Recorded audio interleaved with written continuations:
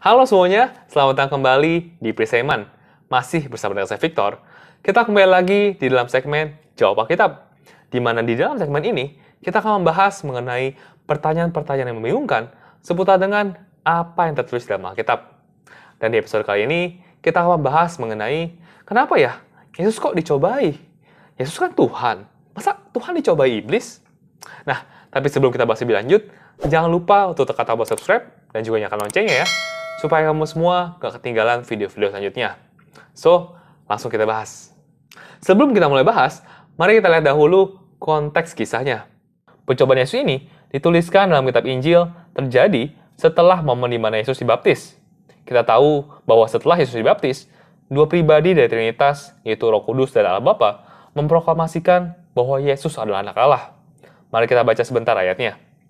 Sesudah dibaptis, Yesus segera keluar dari air, dan pada waktu itu juga langit terbuka, dan ia melihat Roh Allah seperti burung merpati turun ke atasnya.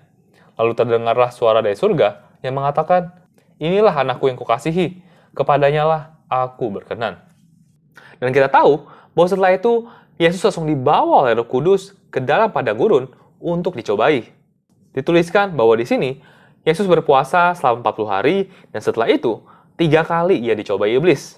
Namun 3 kali pula, Yesus bisa melawan godaan iblis dan menang, sampai akhirnya malaikat melayani Yesus. Nah, yang jadi pertanyaannya adalah, kenapa sih Yesus ini harus dicobai oleh iblis? Kan orang Kristen percaya bahwa Yesus itu adalah Tuhan. Masa Tuhan dicobai oleh iblis? Nah, pada hari ini, saya akan memberikan beberapa alasan kenapa Yesus dicobai oleh iblis.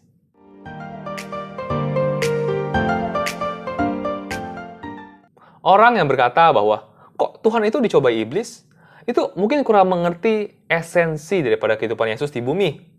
Saat Yesus hidup di bumi ini, ia mengambil rupa kita sebagai manusia. Lebih jelasnya, ini kita bisa baca di Efesus 2 ayat 5-8. Hendaklah kamu dalam hidupmu bersama, menaruh pikiran dan perasaan yang terdapat juga dalam Kristus Yesus, yang walaupun dalam rupa Allah, tidak menganggap kesetaraan dengan Allah itu sebagai milik yang harus dipertahankan, melainkan telah mengosongkan dirinya sendiri dan mengambil rupa seorang hamba, dan menjadi sama dengan manusia.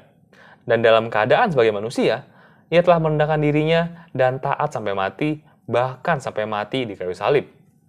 Nah, kalau kita sudah mengertikan hal ini, maka kita bisa melihat bahwa pencobaan yang Yesus alami itu sebenarnya adalah untuk mendemonstrasikan kemanusiaannya.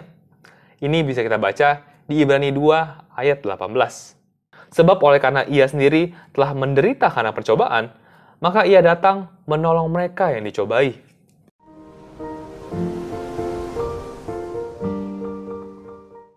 Pernah nggak kalian punya bos yang cuma bisa nyuruh-nyuruh doang, tapi nggak mau ngelakuin hal itu? Bersyukurlah, kita tidak punya Tuhan yang seperti itu. Tuhan kita Yesus memberikan contoh nyata kepada kita manusia mengenai apa dan bagaimanakah respon kita saat kita berada dalam percobaan. Mari kita baca ayatnya. Siapa saja yang mengaku bahwa ia hidup di dalam Allah, maka ia harus hidup seperti cara Yesus hidup.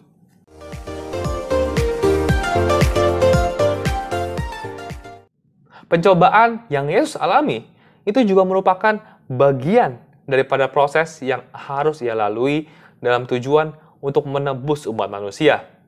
Ini bisa kita baca di Ibrani 5 ayat 7-9.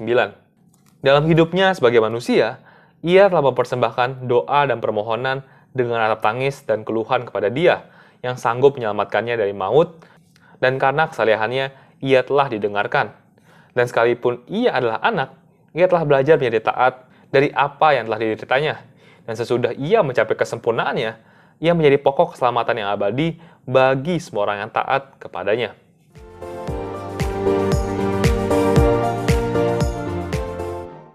Dengan mengalami pencobaan itu sendiri, maka Yesus pun mengerti setiap masalah dan juga tantangan yang kita alami. Mari kita baca di Ibrani 4 ayat 15. Sebab imam besar yang kita punya bukanlah imam besar yang tidak dapat turut merasakan kelemahan-kelemahan kita. Sebaliknya, sama dengan kita, ia telah dicobai, hanya tidak berbuat dosa. Ini adalah berita baik buat kita semua orang Kristen.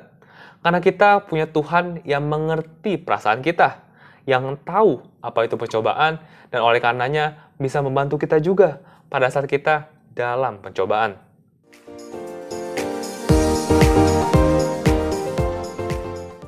Kalau kita membaca dalam Alkitab, hanya ada 2 kejadian di mana iblis berani secara frontal melakukan pencobaan. Yang pertama adalah pada saat iblis mencobai Adam di Taman Eden. Lalu yang kedua adalah saat mencobai Yesus di padang gurun. Sisanya, iblis tidak pernah mencobai manusia secara langsung. Kita ambil contoh di kisah Ayub. Iblis itu mencobai dengan penyakit dan juga merampas harta.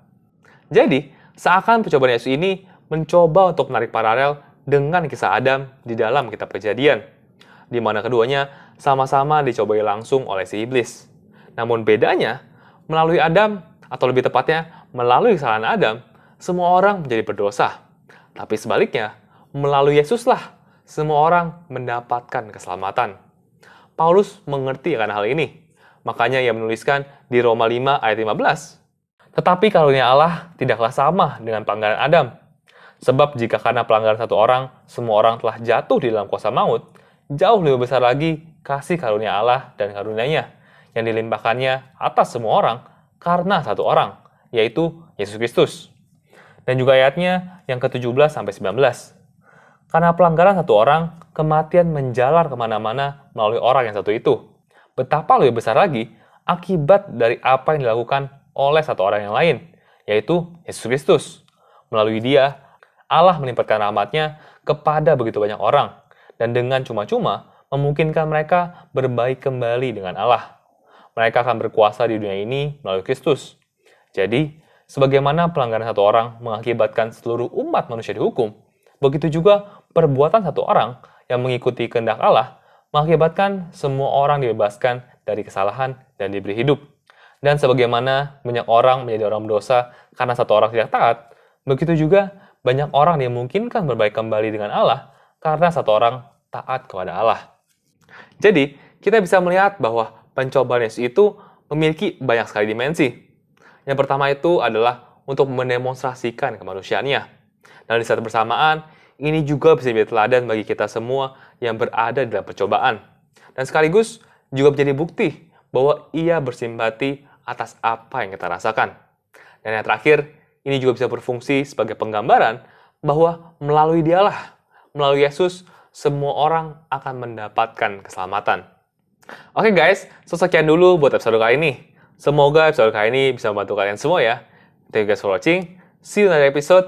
Tuhan Yesus memberkati.